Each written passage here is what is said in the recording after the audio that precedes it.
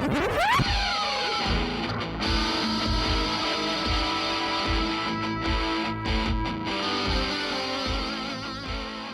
to the Tenant Podcast. I'm Todd Pearson, joined by my partner, known to many as quite possibly the most interesting man in the world, the unsinkable Wesley Brown. Yes, Todd, how you doing, buddy? Yeah, me and Molly back in the day. Are you related to her? We're sadly no. Well, I am related to a Molly Brown, not the unsinkable Molly Brown. My great grandmother was Mary Brown, but she went by Molly. Okay. So yeah, Kansas. She was an earther. I don't think she ever went on the ocean, but yeah, she's a good term. Woman. An earther? Yeah, I think somebody who's never been off the land is an earther. Okay. I think that's a legitimate term. Look it up, boys and girls. I think it's a term. And Molly Brown, my great grandmother, lived to be 100 years old. So, wow. Yeah. Longevity in the genes. That's right. In a small town called Coldwater, Kansas. Yep. Wow. You're always just a wealth of facts. Yes. Thank you. And Molly Brown, she lived in Denver, in the unsinkable Molly Brown. Yep. Kind of like the unsinkable Wes Brown, but we both lived in Denver, so we have that in common. Her summer house is right down the street from me. Yeah. I don't know if I've ever been there. I've never been there. Now it's some kind of event place. So it is. It's not a museum anymore. I don't know what the hell they do there. It's weird. We're gonna find out next time. Okay. Next time in town, we'll swing in. Yeah, because you're a historian. Yeah, I love history. Yeah. Lover of history. That's me. Hey, you might have seen on our Instagram and Facebook that our friend Stefan Lucero sadly passed away on November the 28th. When we started this podcast, Stefan was one of the first artists I reached out to. He was a phenomenal artist and very generous with his time and just such a well-spoken, thoughtful person. And I knew it'd be great if we could get him on, and he was willing to come on. And that was a huge boost for us in the beginning when we were trying to get people to come on the show, because we got ghosted many a time, but Stefan gave freely. It was a marathon session because he has so many wonderful stories. How long did we go, Wes? Like 6 or 7 hours? Yeah, we started at 7:00 p.m. and we were packing up at 12:30 a.m.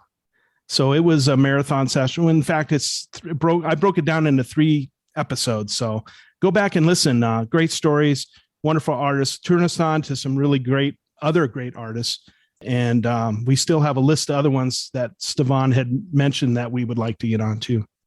Yeah. Magnificent artist, like I said, and co-founder of CHOC, the Chicano Humanities and Art Council here in Denver. I adored him, and by far one of the most intelligent and thoughtful people I've ever known. Huge loss to the Denver art community. Sunday, he was laid to rest in this beautiful ceremony up in the mountains near Evergreen. So, like Wes said, if you want to learn more about Stefan and his work, go to stefanlucero.com, and you can find our 3-part conversation with Stefan starting at episode 4 in our archives. You got anything else, Wes? I was honored to meet him, and just a beautiful man. So we will miss him a lot. Thanks for tuning in this week. Remember, you can always find out what we're up to via our social media on Instagram at Tenant Podcast and our Tenant Podcast Facebook page. And be sure to check out our website at tenantpodcast.com. All right. We're always happy to chat with our next guest. This is his 3rd time joining us on the podcast. I think that's a record. It is a record. The only person to ever come back 3 times, willingly come back 3 times. Yeah, he must love the abuse. Phenomenal artist himself, and he's been curating fantastic exhibitions at the Waiting Room Gallery in Rhino here in Denver. It's our good friend, Dan Drossman. Dan, how are you? I'm good. How are you guys? Good. Yeah. Excellent. How was your Thanksgiving? It was delicious. I was back home in North Carolina. I had a low key thing with my parents and cousins, but turkey, other stuff. It's good. And I'm a firm believer that's the only thing you eat. No ham, no turducken, turkey, no quail, no sheep, no mutton, turkey. Thanksgiving's for turkey. What about pig? No pig. No pig. That's Christmas. We'll have ham. Unless, of course, you're celebrating Hanukkah, then I would recommend staying away from the pork. Okay, that's good. And the cheese together. Yeah. Yeah. Good to know. So yeah, it was good. It was fun. Just a lot of downtime with the family and watching movies, and that's about it. Now I'm back. And did you watch the Thanksgiving classics? None of them. Really? No planes, trains, and automobiles, or? No, I should have. Is that a Thanksgiving classic? Yeah, that's like sets the stage for Christmas. Oh, okay. No, we get into, my parents and I in the evenings whenever I'm there, will probably spend about 45 minutes deciding on a movie or a TV series that we all want to see, but it's harder than 45 minutes long deciding. So, but we were watching like some stupid TV series and stuff like that, but it was fun. I can be by myself and it'll take me 45 minutes to find something I want to watch. Yeah. So that's usually how I go to sleep, is just scroll until I don't. That's it. Yeah. You kind of like, I can't take any more scrolling, so I'm going to bed. Too much to look at, and too many options. So yeah. I'm glad to hear that that's the way it works with everybody. Yeah. That's my wife. It's 45 minutes of her scrolling through stuff. And finally she hands me the remote and goes, I'm too tired. You watch whatever you want. That's good. So that's the opposite. That's my role with Tonette. Like, she'll pick all the shows and then she'll say, do you want to watch something? I'm just like, sure. And then I'm like scrolling through, and then I'm like, I throw the remote and say, just go back to Criminal Minds. That's fine. Yeah. Now it's Christmas. I feel like I'm being attacked by Christmas spirit, like the day after Thanksgiving. It's like everywhere, the Christmas songs, but tis the season. Tis the season. Yeah. Yeah. I just had this weird deja vu moment, Wes. Okay.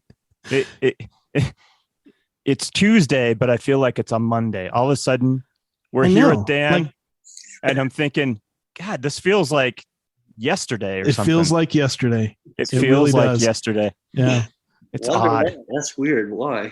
I have no idea, but I'm telling you, it's one of those moments where it just kind of washed over me. I kind of got goosebumps, and then I'm looking at the two of you and I'm thinking, holy shit, feels like Monday. I woke up this morning going, are we talking to Dan Drossman? It feels like we were going to talk to him last night, but no, anyway, it just, time flies. We missed him so much. It just feels like yesterday. You were so eager, you thought it was yesterday, but it's actually today. Yes, exactly. I'm so happy to see your face, dude. Yeah, you too. We're always talking about going out and seeing art. We never do it. We do it. We've been done it. We haven't done it in months. We talk about it all the time. Hey, we should get together next week, and then the next week comes and goes. So the three of us have never done it. We need all three of us go. Oh my God, that might be too much to handle for people. Yeah, I think it might be easier for the two of us than you, but if you take that trip, we'll be down definitely. But yeah, I love going to see art with you, and I'm sure I would with you too, Wes. Yeah. Yeah, we went to Meow Wolf. That was fun. That's right. That was the last excursion. And you know who I saw this weekend is Topher. Oh yeah.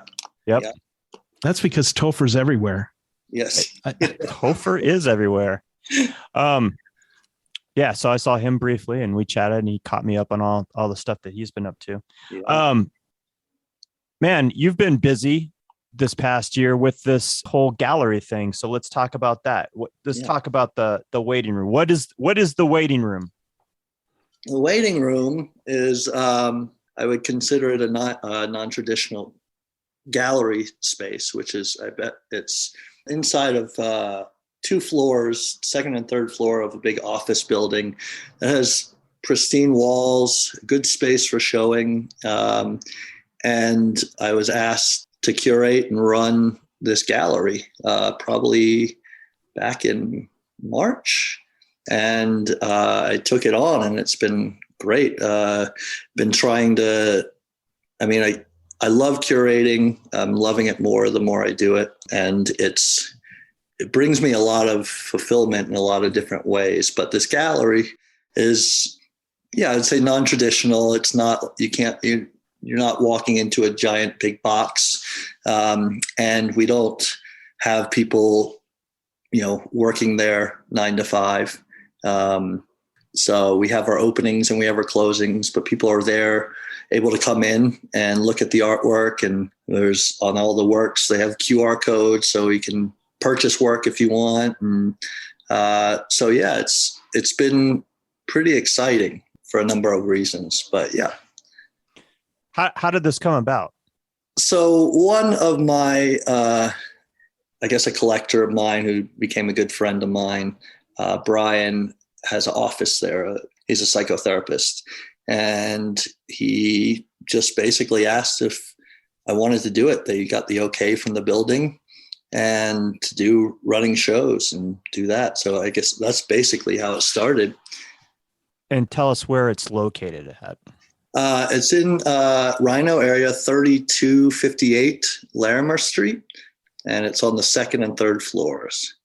So it's a good location. It's right, it's in Rhino, which is pretty good for art in Denver. Yeah. And like you said, it's accessible during business hours. Yeah. 9 to 5, Monday through Friday. And then we have our openings and closing events as well. I think it's brilliant that you're using QR codes to take them to the artist website, wherever they can buy their art. Was that something that you kind of came up with? Oh, I wish. I don't think I knew really what a QR code was until my friend Christopher and Sarah at Sasa Bird in the gallery on Santa Fe. They had them, and Christopher, they're both good friends of mine, and I thought it was brilliant because, especially for a space that, we're not there 9 to 5, so and then Christopher is, he does coding and he works on, he did my website, and he said he would do it for me. So it happened. So you just go there and scan and it goes, it's pretty amazing. Pretty much the future. Yeah, I've used it a number of times. In fact, we have them on the back of our business card for the Tenant Podcast, where you can go to the 3 different platforms we've highlighted, and it really is easy. Instead of somebody searching, shoot the QR code, takes them right to our podcast. And it's pretty cool. So kudos for that, because I think that's huge, and especially like you said, because you have nobody there to talk about the art. So you have that opportunity to see the artist, see their website, see maybe other things that they have available. And so that's a really brilliant idea. Yeah, that's great. I'm glad I ran into him and saw that, because I think the last show we had was the first time we used it, and it's pretty exciting. And people were buying stuff via the QR codes. Had some sales. Yeah, it's pretty great. How do the people that own that space, how do they feel about all the shows that you've been curating? So far, I think they're enjoying it. I think there's not too many offices in that space. So there's, basically 2 on the second floor and 1 on the third floor. And whenever I'm there, like taking down work or putting up work, everyone, the people there are excited to see. And they said, this is my favorite part, being able to see the new work. So I think they're enjoying it quite a bit. So, yeah. Previous to having this opportunity, had you curated other shows? I had done some, not in a while. When I was in New York, I did maybe 2 shows here and there, but not, I feel like this is, it was a while ago and it was fun, but this seems like a next level thing, because I guess the amount of times I've done it in different, group shows, 2-person shows, solo shows. So, yes, I have, but not to this extent. And this started, remind me, back in March, you said? Yeah, I think March was our first show. Okay. And how many shows have you had since March? I think we've had 1, 2, 4. I think 4 shows. Right on. Yeah.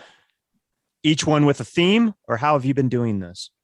So the first one, I basically wanted to grab no specific theme, but people that I admired and I liked their work, and tried to get, I had one Denver I was in it, and another Denver artist, Bill Thomason, and then an artist from New Mexico and an artist from New York City. And I was friends with Mick Burson from New Mexico, and I went to grad school with Adam Kruger from New York. So that first one was just, I want to put in some cool work, as simple as that. And then from there, I guess the next one, Annie, I think it was Annie DeCamp and Amy Lummis. But I started thinking a little bit more about what would, work together. But we've done, I think there was some common thread, but I think the most, we kind of touted them as 2 solo shows, which I kind of like doing. Yeah. And then we did a national call for artists, which was this last show. And that was exciting. I mean, artists from around the nation, I think probably 28 artists. And there are some local Denver or in Colorado, but, anywhere from New York all the way around, so it was exciting. And I had a theme for it. I kind of wanted to play with a theme of being on either side of abstraction or representation, and kind of like hovering on either side of those. So we kind of got a good, we had 600 images to look through, and got a good balance of kind of more abstracted work and then a slightly more figurative work. And I think it worked out pretty well. Yeah. And I came down for the opening of that one, and that was amazing. Love the artwork that was selected there. Oh, good. Yeah. No, I was happy with it. You can stress over and over looking through all this work, but you kind of go with your gut and what feels, and it worked. I think it worked really well. I really liked the work in that show. Yeah. Yeah. And I think you said that when I showed up, like you were just finishing, like just earlier, you had just hung the last piece or something. Like it was like right up to the wire. Yeah. Yeah. There's a lot. I mean, I think that's the thing, is doing this on my own. Like, it's time consuming. There's a lot of different little things, from the promotion to the creating labels to hanging it and how to hang it. Yeah, it's, I think I might next time, take a couple more days prior, just to give myself a little space, but I don't think it'll work. I'll still probably have everything done that day, Sure. Yeah. And, and there was a lot of pieces. I mean, there was a lot of art on those 2 floors, and amazing stuff. Thank you. Yeah, I was very happy with it. And the opening and the closing were great. I think I loved getting to meet all the different artists there and talk with them. And yeah, that one was very exciting, and I learned a lot and found some great connections and great art that I loved, and artists as well. Yeah. So how do you, like moving forward, that was a national call, but how do you select artists that you want to kind of highlight in these galleries? It can be difficult if it's not in Colorado or Denver, because shipping work is expensive, but I have basically not a list, but a mental list of artists that I would love to show and I want to show. And I'll always go and ask them, and sometimes they say yes, but, it's basically either scrolling on Instagram, asking friends, artist friends, who they recommend, yeah, I mean, and then some of my friends, but I think that's basically playing on Instagram and asking trustworthy friends of that they know the style or what I like, that what they would, recommend. Yeah. So, Are you doing studio visits in addition to, scrolling Instagram and your list of people that you know and that you've seen their work firsthand? yeah, usually with the what people I don't know and I haven't seen, with studio, I will ask them if they'd like to show and if we could basically meet up. And that's basically, then I'll go to their studio or they'll come by the space. And yeah, so I've done that a couple times. Yeah. Obviously, this has been successful since you started doing it. Who's an artist that you would just love to get into those spaces? There was an artist that I think who I really, really loved, and he's actually in Texas, and I think I might be able to get him, but at this time he's not. His name was Howard Sherman. Just found him on Instagram. I really love his work. But I think he has his work spread out too thin right now and might come on, next year at some point. But aside from that, I mean, you're talking like dream artists. Sure. Let's talk about dream artists. Barnaby Furness would be one. I mean, of course, there's some that are pretty much out of reach, I think, but Neo Rao would be great. Bryce Martin would be wonderful, but these are, might be a little difficult to get to, but you never know. Who's an artist that you've come across recently in the last 6 months that you thought was really inspiring that you'd like to get in the gallery? Well, Megan Wilbar, I really loved her work, and she's actually is excited to show. I met with her. Her stuff is beautiful. I mean, I think I saw her work at, might have been Michael Warren. Yeah, Michael Warren, like a couple months ago. Yeah, and it's not, not the style that I do, but there was this, it was a visceral reaction, that was just, it just felt, I don't know, her stuff is definitely sets a mood in a sort, and that's kind of what I look for. So that's one. Who else? Laura Gies. She actually won Best in Show at this last one. Her work is just beautiful. I feel like it can span a lot of different areas it can be in a museum, or it can be in a gallery. It can be in a hotel. It kind of hovers that line of like more commercial but yet not at all. So, and that's just kind of interesting to me how that can play together, because I haven't seen that much. Is she the one that did the cloud work? Yeah. Her stuff is amazing. Yeah. I should say I seen the one piece, and it was gorgeous, and it got best of show that night. Yeah. So she has a solo show because she got best in show. So I'm very excited for that as well. Yeah. Right on. Yeah. What's cool about the space is that because you have these 2 floors, like you said, you can curate a show, that's thematic, or you can have 2 solo shows at the same time. Yeah. Yeah. I think that gives me a lot of flexibility as well. And I think it's great because, they're touted as solo shows, and, people want, it's nice to have a solo show, but it also, I think there's a lot that can come from that. And I'm just kind of learning right now the flexibility that I have with that. This one coming up is, I feel like they're 2 solo shows, but they have a very common thread.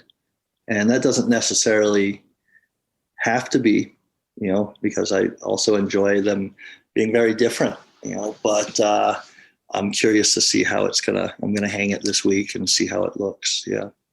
Yeah. Concurrent. That was the word I was searching for, Wes Brown. All right. That's the word of the day, boys and girls. Concurrent.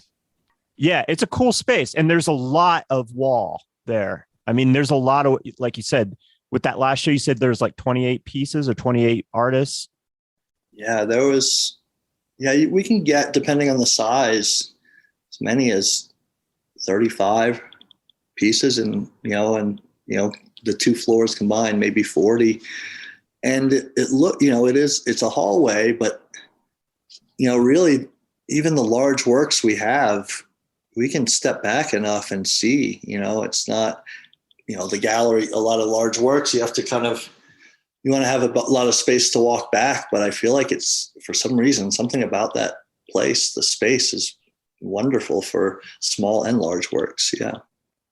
Yeah, I think you're right on there. I mean, like you said, you've shown both, and I never feel like I'm pushing it as far as viewing a large work. I don't feel like I have to get back any further than what the room you already have there. Yeah, I think it's just the right fit.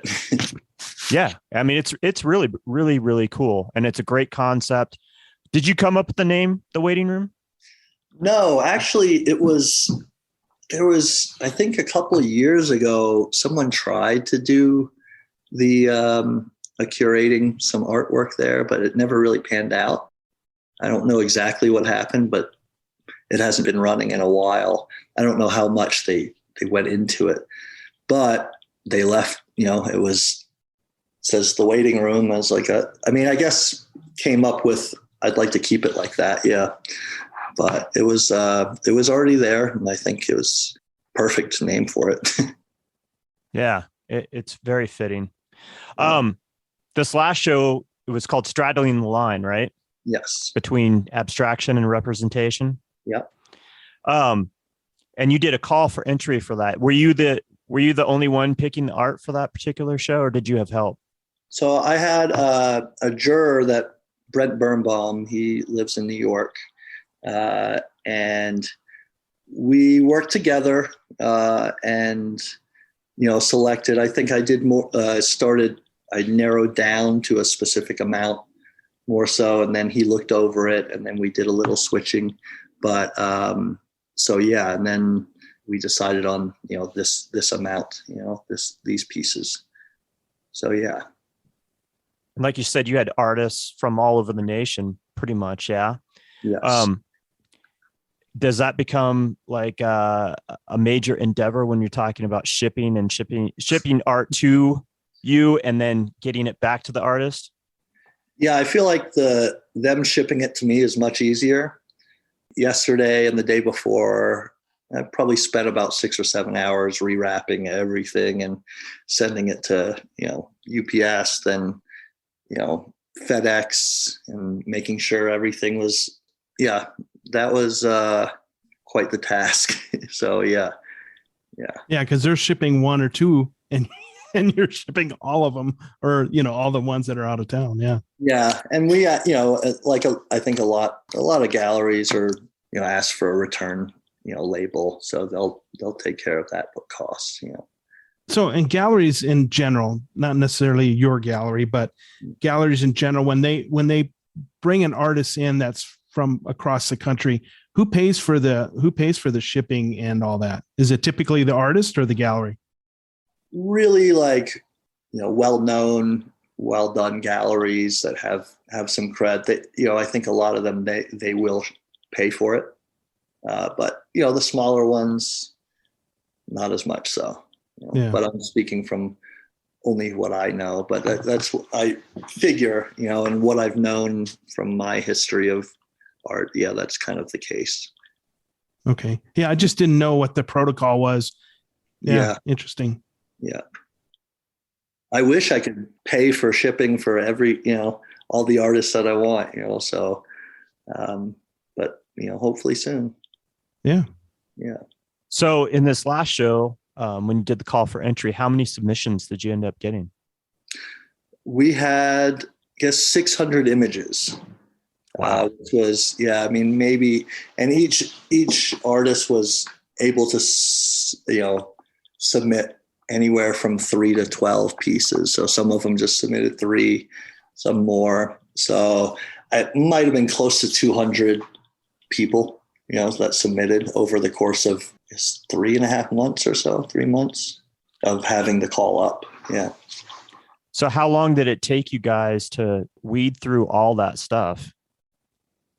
Well, like throughout when people were submitting the work, I was able to kind of see what was there and what was, and I would kind of separate here and there, but I wouldn't think too much through it until I got to see everything. But if there were ones that I really liked, I kind of like highlighted them a little bit. And then from there, it took about 3 days or so of looking through, but with that much work, there was a lot of, I started off being pretty, I think going with your gut, and not overthinking too much and seeing what feels right was the best route. And it worked out perfectly because it could have been, 50 different ways, 100 different ways. And all in all, it was, our one thought was, somewhat even if we can on the hovering towards abstraction and towards representation. So if we could get kind of an even balance of those, we could have a pretty solid show. So it took about 3 days, I'd say 2 or 3 days. Was it hard? Was it hard to pick?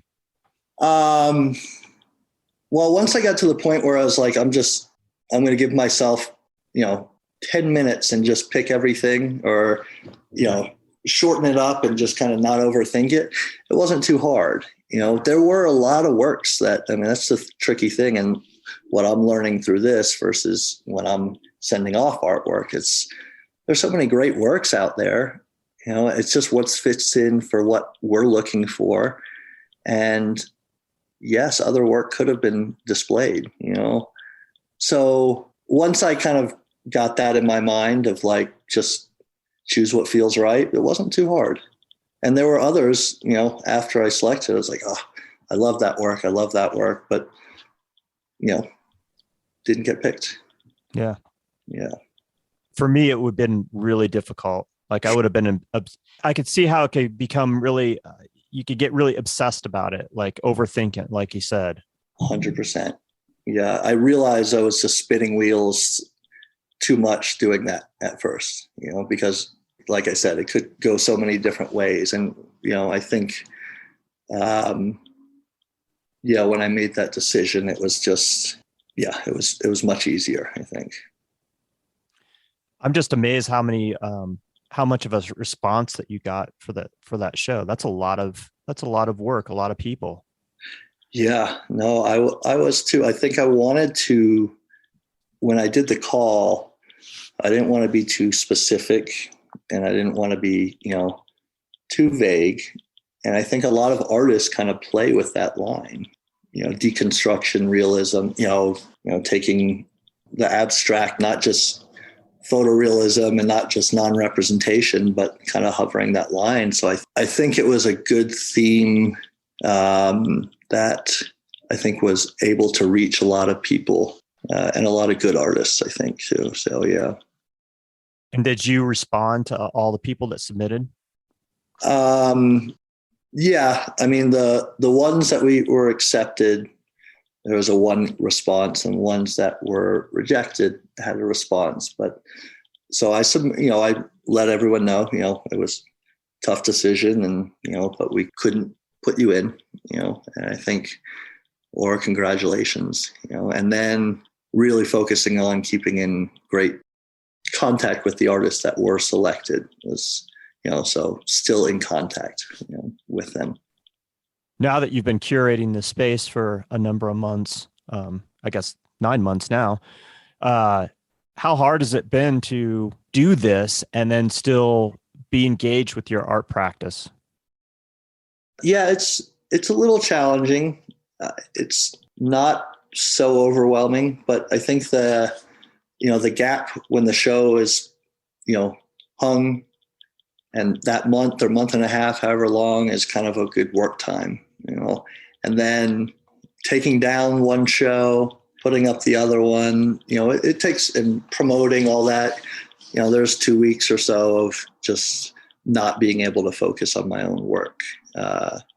With that being said, I've gotten so much more inspiration, and understanding, and not just being able to, see or like look at the works that I am drawn to necessarily, but seeing works that, originally they're not specifically my type of work, but I see how well it's done, and there are certain elements of, qualities of it that I'm just like, wow, how do they do that? And I want to bring that to my work. So, and just being able to talk to different artists and what, the dialogue between that is, I think it's been more inspiring than, and I would sacrifice 2 weeks, to have that.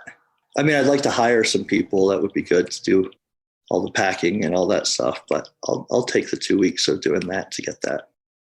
Yeah, absolutely. I mean, what a wonderful experience to be being able to spend really serious time, quality time with other people's art and stuff that you already like because you helped curate it. So, that's pretty spectacular. Not everybody gets to do that, right? It's exciting. It's very exciting. The whole curatorial process also is, mind blowing to me.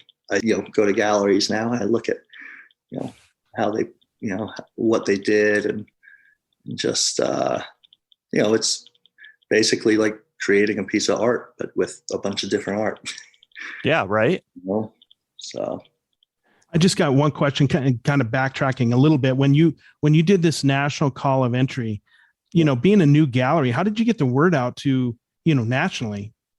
There's a website. A lot of artists go to different places to apply. So this one was called Cafe, call for entry. And then, you pay a fee, for a yearly fee for, being able to make these calls. And then set up the call, and then they just, just like on my end, I'll look for shows, and that's it. That's interesting. Yeah, I didn't know the process. That's cool. Yeah. It's pretty fun to be on the other end of it as well, because I've been on one end of, those calls, and now I kind of see it a little differently as well. Do a lot of galleries charge like an entrance fee? Yeah. So submission fee around $35 for like 3 images, and anywhere from 35 to 50 something. Some of them are free, and then extra $5 for added images if you want to put in. So yeah, not too bad. So what have been some of the takeaways? What have you learned in the past 9 months in addition to what you've already talked about? What are some of the things that you've learned, not only as a curator, but like you said, being on the other side of things, as an artist?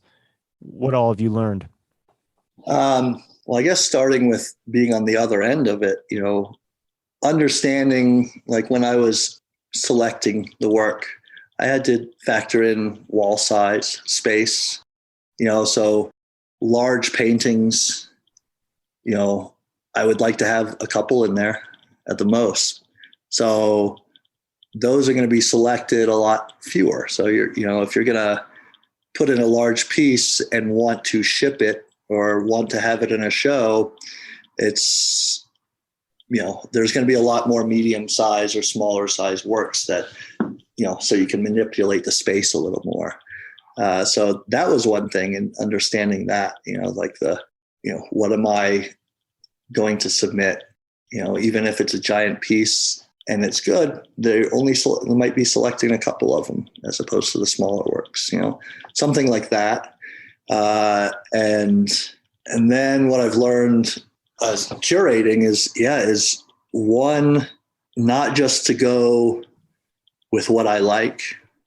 One, I mean, I want to, but there's a balance of also, what do you think will sell as well? And I never, not just for me, that's also I feel like wanting to sell for artists as well, the other artists, but, you have to kind of have that business side, which I never factored in too much into my art either, like I just want to make the work and see what happens, but understanding that I might not necessarily love the work, but I respect it and think it will do well in sales. And also, aside from sales, not just to have the stuff I want or that's my style, that's, more representational or figurative, to reach a wider range of, people.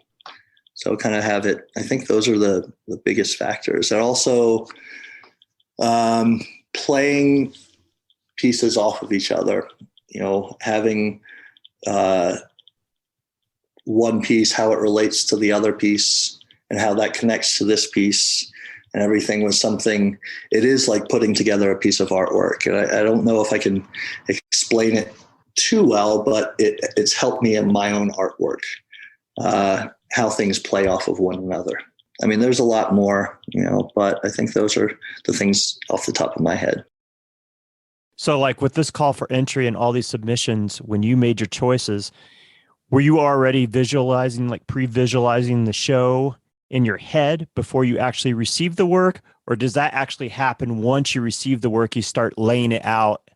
I mean, as an artist and being a visual person, how does that work?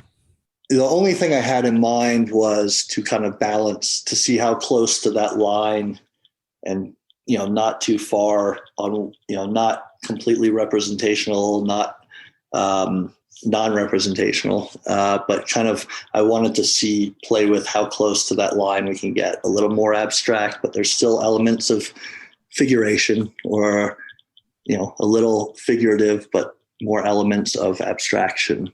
So in terms of that was my idea, and try to balance that on the two floors. I didn't have an idea of what it would look like if it would be, one floor being one way and the other floor being the other way. When I got the work, it seemed to work out that, the floors were, one floor worked beautifully of, that other side of just having formal elements of figuration and this, and then the other floor was, much more abstract. So once I got those floors, I was like, I'm going to play with what works where, and selecting a few anchor pieces that I think were really strong. And then just saying what works besides this one and what works besides this one, next to this one. I started the first, it was a little bit overwhelming right away. Like I do sometimes in my own work, I was trying to think of the big, all of them together, instead of saying, in art, make this mark, then make this mark next to that mark. And this, when I figured that out of, I'm doing this and I'm just going to put this beside and then see what happens, it became much easier. And I think that's the way I need to approach it each time. Is it more difficult to curate a show with a ton of different artists, just like you had this last show, as opposed to doing a body of work, two concurrent solo shows? You got one artist. Is it more difficult to do that, you think? I think it is, at least for me, from what I've gathered from doing this. But difficulty isn't necessarily bad. I think it was more challenging, but it worked out. And I think it was, I like a little chat more, when it works, it pays off when it's really challenging, so, but yeah, and the, two solo shows, it's a little bit easier because there is usually a common thread for, all the works for each artist, and sometimes with two, but that kind of cuts a lot out of the picture. Hello, it's Todd Pearson. Happy fall to everyone. Wes and I want to acknowledge our media sponsor, New Magazine. That's NUE. You can follow both the national and the Denver edition of New Magazine on their Instagrams. The national edition can be found at new_magazine and the Denver edition at new_Denver_magazine. Look to New for compelling stories from the world of art and fashion. Thanks for listening. I'm Dan Drossman, and you're listening to the Tenant Podcast. You get out a lot and see a lot of different shows in and around town, and other places when you travel. What galleries have you seen as of late where you thought, wow, this is really great curation? I think K Contemporary I love. I've been there a couple of times. I went there with you. And I just think he does a great job. And it's not, some galleries seem to have a common philosophy and theme, which he might, but there's conceptual work, there's process-based work, there's a bunch of different styles. And he really knows what he's doing. I think Doug, I think is his name. Yeah. And he's super passionate about what he does, but like he's able to have some very different shows, different works, and they play off of each other and they're great. I think all of the work is pretty strong. And then, a newer gallery, which we might get into, Bridge Project. I think they do a phenomenal job, and they're not as well known, but damn, they know how to curate. They know how to select shows, and they do stuff. They're creative about it. They have different interesting themes surrounding it, and I think they do a really, really good job. I think the heart of it, those two stick out the most. Let's talk about this next show that's coming up. Who are we going to see, and what are we going to see? All right. So it's touted as two separate solo shows, but there's some common thread. One of them, who actually is a curator director, I think, at Bridge Project as well, Michael Dowling. If you haven't heard of him in Denver, something's wrong because he's everywhere. Yeah, right.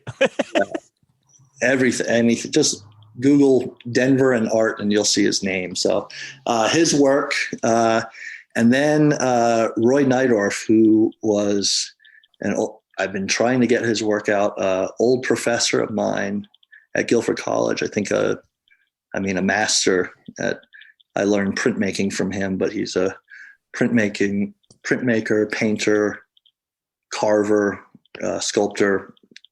And so I've been in touch with him, and when I went down to North Carolina, I was like, let's get your works up. I will fill a suitcase and I'll and small works, and I'll bring it back, and I'll be back in January, February, and I'll bring them back. So we did that. Which is, it's very exciting, and his work is just phenomenal. Both Michael and Roy, they work really well together. I think they both have a deeply rooted in history and tradition, and both like the imagery itself and the process, and they really hold on to that. And there's kind of like a feeling of, with both of them, feeling of it being old and new at the same time. I think that's kind of the feeling I get. These kind of, it looks like it's based in history, and it looks like it's an old it could be classical work, but it also has a new take to it, which I think both of them do really well. And they're just mastery of both of them, technically wise, is pretty phenomenal to look at. So I'm very excited for this. So I'm going to hang it this week. So yeah. How many pieces per artist are you hanging, or do you know yet? Roy, I have about 20 smaller works. And then Michael, I know of at least one. They're both very prolific. He's still making works. I went there last week, and he's like, I got some, but I'm going to have some more in a couple days, which, is amazing to me. But he has, I know one piece is just gigantic. I don't even know. It's probably, off the top of my head, 9 feet by 10 feet, something like that.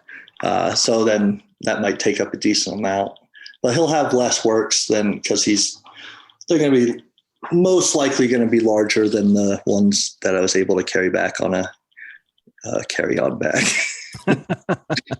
So yeah, and they're both something, like I was saying before, that definitely want a visceral reaction to a strong one, and there's this sensualness and of the application and the work and the spiritualness of it, and there's a little bit of darkness to all of it, and I think they play really well off one another. I'm very excited. Yeah. Obviously, I assume Michael will be there for the opening. Is Roy going to be able to come out for the opening or no?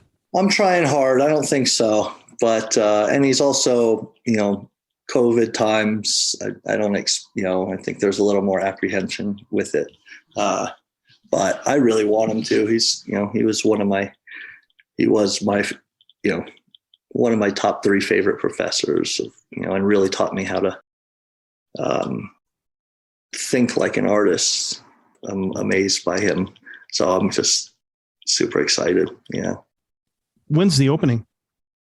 It's December 17th from 6 to 10 p.m. And how long does the show run? It's going to run till January 28th. So about a month and a half. Nice. Yeah. It's going to be a great show. Yeah. So because you know him and you were just back in North Carolina, were you able to, did you pick the pieces together? Did he say, this is what I have for you? Or how did that work? Yeah. So prior to flying down, he sent me some images, some works. And I mean, basically everything he chose, I was just like, yeah, definitely. How do you turn down anything like that, from somebody who I consider to be a master, So then when I got, came down, I drove to about an hour to see him in his studio, which is amazing. And then we just kind of like looked at them and kind of talked while, and made a decision. So yeah, I mean, it basically was like, yeah, let's take all of it. There's a lot more bigger pieces I would love to have out here. And I really think his work should be seen out here. It's so good. And yeah. Where's the studio at? He has, it's in Greensboro, North Carolina. He has this amazing house, old rustic, and inside the house, big studio, carvings, paintings, woodcuts, everything. And then has created 2 studio log cabins on his land and like carves out of there and, makes work out there. So like 3 separate spaces. I wouldn't mind having that. Yeah. It's like a dream, huh? Yeah. Yes. Yeah. And he's shown around. I mean, both Michael and Roy, have great, CVs, resumes of where they've shown nationally, internationally, but yeah, I can't be more excited. Yeah, I would be too. I mean, I'm looking at the places where his work lives permanently or has been shown. Smithsonian American Art Museum, the Hirshhorn Museum, the Nelson Atkins Museum of Art. I mean, pretty incredible places that he's had work. Yeah. Yes. Really looking forward to this show, man. What else is happening in the new year for the waiting room? This has been great. I have probably about 4 shows lined up. So, I have this show in January or in December to January. And then February, I think it's February 18th, I'm going to do a show that was when I was in grad school at School of Visual Arts. We had a group, everyone in my class, 25 people. We had a show at a gallery, David Zorner Gallery, and I'm going to do basically a reboot of that here with the same curator, Dan Cameron, who's a world-renowned curator. He is going to curate the show out here. So I'm doing that show, and then Mick Burson and another amazing artist, Shay McAnally, and then after that, I think Megan, Laura, it's just a decent Brett Fox probably. So it's pretty set up. Right on. Yeah. So how have you been promoting these shows? I think the biggest, Instagram is big. I've been putting out postcards left and right. It's interesting trying to spread the word at a new space and a new alternative space, but a lot on Instagram, trying to get other people, artists to kind of promote it as well. We've had people, the day of the opening, day before, handing out flyers to everybody, trying to think of a lot of creative ways, but I think those are the main ways, and we have, we're actually just finished a website. So we have that as of like yesterday. So, but yeah, I think trying to spread the word through just talking to people and through that social media route. Well, from what I've seen, man, I especially in that Rhino district, and I'm not knocking anybody else, but I think you've put together some of the best shows I had the opportunity to see last year. So keep up the good work. I appreciate that. Yeah. And what's the business model for the gallery? So are you taking a percentage for the artists when a commission of sorts? Yeah. Yeah. So I would take 30% of the sales. Oh, so, that's great. Yeah. Great for the artists. Yeah. Yeah. Yeah. For me, again, seeing the other side, I think 30% is pretty reasonable. And, some galleries do 50%, which, they're well represented and well known, and they sell a ton of work. So, give them that, so at least right now, 30% is good for me. Right on. Yeah. How about yourself as an artist? You got shows coming up? Yeah. I have in January at Bit Factory Gallery, I'm a part of the No Show, so that show. And then in March at Bit Factory as well, I have a 2-person show, myself and McPherson. Oh, right on. Yeah. And so I've got some work to do, but aside from that, that's all I'm preparing for. That's a lot. Yeah, it is, especially the speed in which I finish pieces. So yeah, I've been working. Still doing some of that collage stuff, or more painting, drawing? What have you been doing? Yeah, so I think I'm starting to hone in. I mean, the last year and whatever, really trying to work with these smaller collage works, not too small, but,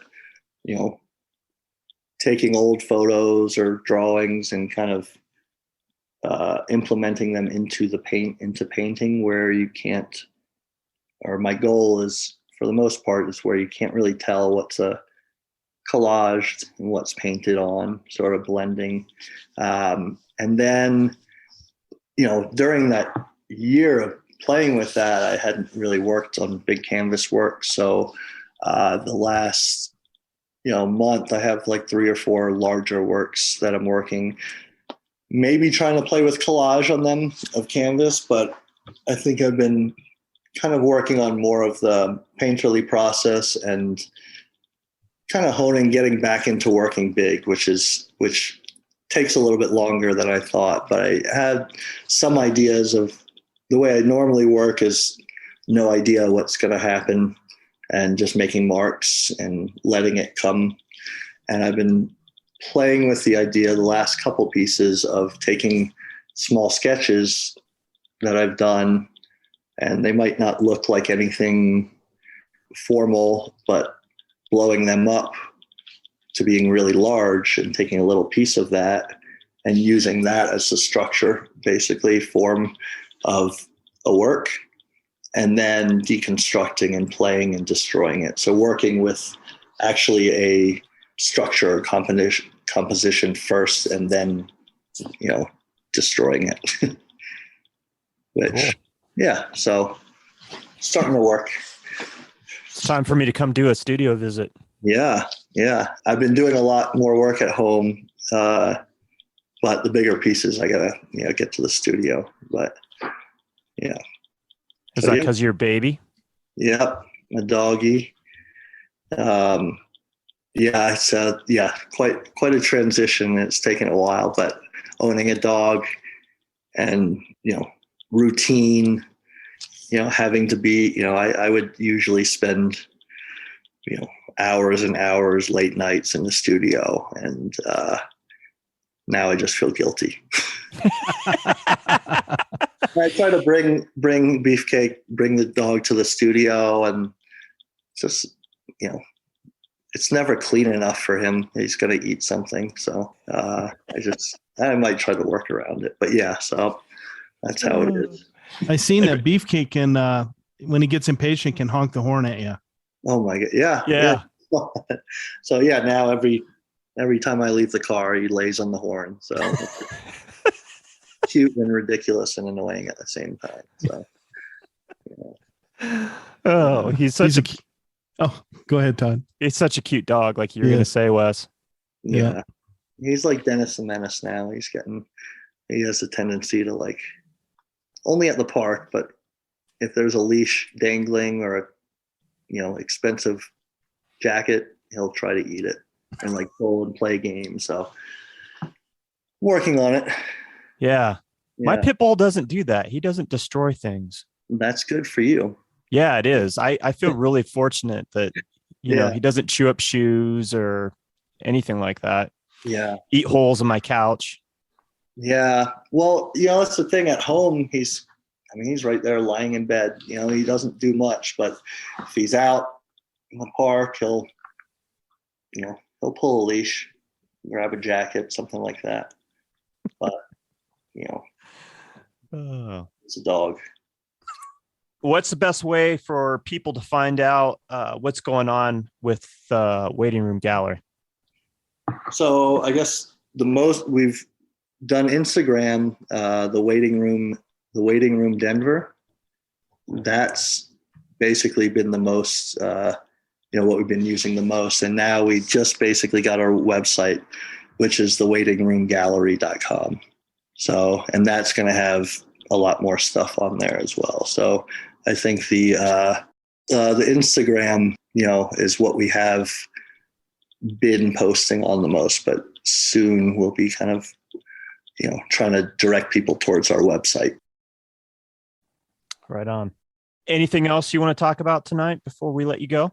I think we covered it. No, I think this gallery, if we can get people to this, I think the work speaks for itself, and love to have people coming by and checking us out. Yeah, that's it. Awesome, man. Hey, thanks for coming on, and I wish you the best of luck in the coming year. And with the show that opens on the 17th, people really do need to come down and check out what Dan's doing. He's curating phenomenal shows with just fantastic artists. So come down, check it out. You will not be disappointed. Roy Nydorf, Intimate Works, and Michael Dowling, Myths of Realism, opens at the Waiting Room Gallery Friday, December 17th. As Dan said, 6 to 10 p.m. and runs through January 28th of 2022. Waiting Room Gallery is located at 3258 Larimer Street. It's the second and third floors here in Denver, Colorado. I'll have all that information in this week's episode. Check out the new website, thewaitinggallery.com. And of course, you can check out Dan's website. Got to make a plug for him, DanDrossmanArt.com. And you can find him on Instagram at Dan Drossman Art and The Waiting Room at The Waiting Room Denver. We mentioned at the beginning of the program the passing of our friend, artist Stefan Lucero. We're going to lead out this week with him reading one of his poems that he shared with us at the end of episode 4. Rest in peace, brother. We love you and we miss you. For the Tenant Podcast, I'm Todd Pearson. And I'm Wes Brown. Have a great week. I think the reason I wanted to read this is because this sort of sums up in a probably egomaniacal way what I was trying to accomplish as an artist. And it's called The Madman. I am the secretary of madness. I play the flute of creation to show the foundation within, which you must learn to walk upon without touching, without marring its perfect surface with fear. And woe to the selfish ones who must touch the warmth of this surface to satisfy their fears of necessity and quell the illusions which desensitize sensitivity. For little do they see how the dirt upon their feet swells from the energy of the foundation, and sensuality is such a poor shield to the one who sinks in the quicksand of illusion. I am the madman of manifestation, the watchman of nothing, the dispeller of dark. I cut down the warriors of the opaque and give birth to the children of innocence, for I am the womb of perpetual motion. Listen. Hear the light of my flute. Can you see the cracks on the walls that imprison your heart? Can you see the walls of fear crumble to the feet of your illusion?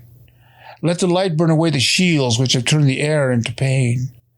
Feel how your dried, colorless heart fills with light as it breaks free from the rusted chains of reason whose games no longer have substance.